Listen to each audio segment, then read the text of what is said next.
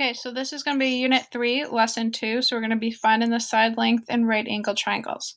So introduction, trigonometry examines triangles, the study of angles and sides and triangles.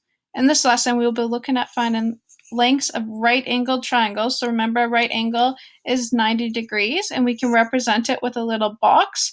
We're going to use the sine, cosine, and the tangent function. So the longest side, so this is a bit of a review from grade 10. The longest side of a right angle triangle is called the hypotenuse. The hypotenuse is easy because it is always across from the right angle triangle. So remember, we represent right angles with the box like this. So across from that is the hypotenuse side. The side from the given angle, so if I said I'm going to be looking at this angle, the side that is opposite of that, so across, so this side right here, that's called the opposite side. Then the side that is right next to that angle, so this side here, this is called the adjacent side. So the primary trig ratios is sine equals opposite over hypotenuse, cosine equals adjacent over hypotenuse, tan equals opposite over adjacent. Best way to memorize this is SOH. So sine is opposite over hypotenuse, cosine is adjacent over hypotenuse, and tan is opposite over adjacent. So if I'm looking at this angle here, this is the adjacent side, this is the opposite side, this is the hypotenuse, and that's my right angle So steps to solve. So always label the sides as opposite, adjacent, or hypotenuse.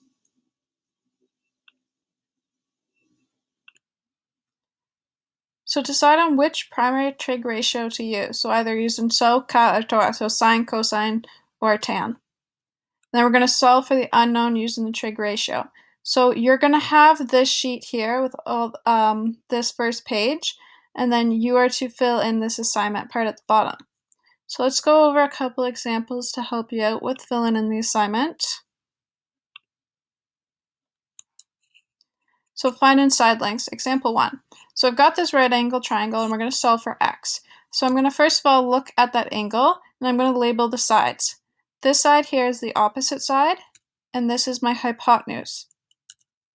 So we're going to look at So sine equals opposite over hypotenuse, and then I start to fill that in.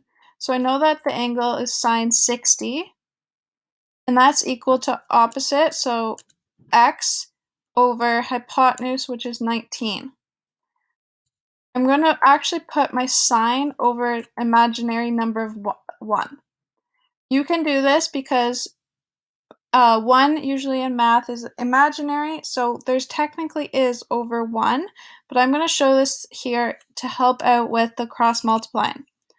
So on the same side x is on, we take that number that's there, and we're going to cross, and we're going to multiply what's on the other side.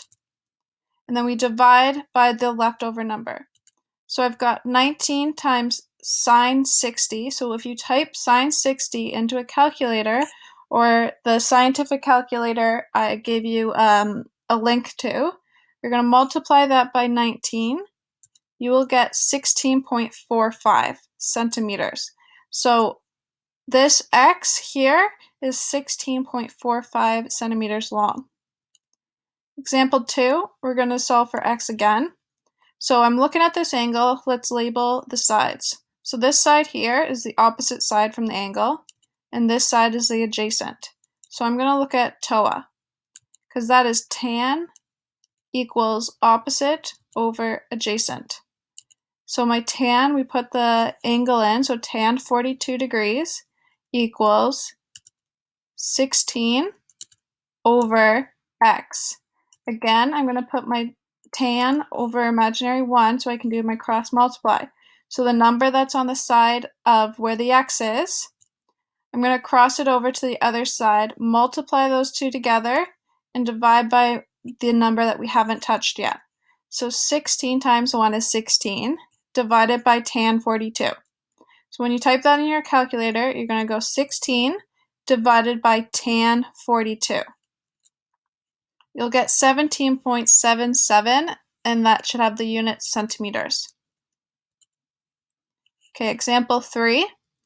I'm looking at this angle, So this is my hypotenuse, this is my adjacent. So I'll be using CAH.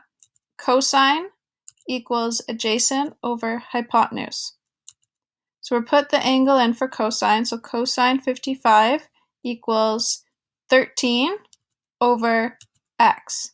Again, I put the cosine over 1, and I take the 13 and I cross and multiply it with 1. I divide by what's left. So x equals 13 times 1 is 13, divided by cosine 55 gives me 22.66 meters long. So the hypotenuse for x there is 22.66 meters. Okay, so example 4. So now we're going into a word problem.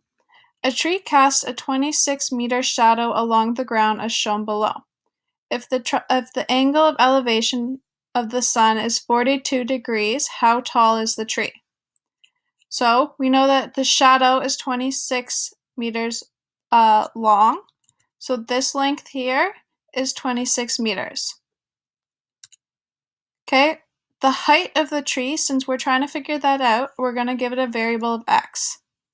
And now we're going to name the sides. So if I'm looking at this angle, 42, this side is going to be my adjacent, and this side is going to be my opposite. That means that I'm going to be doing TOA. Tan equals opposite over adjacent. So I have tan 42, my opposite is x, and my adjacent is 26. I'm going to put my tan over 1 to help with our cross multiply. I take the number that's on the side of where x is, and I cross that over and I multiply those two together. I then divide by what's left. What should be circled there is the 1. So I do 26 times tan 42 divided by 1, and that's going to give me 23.41 meters tall.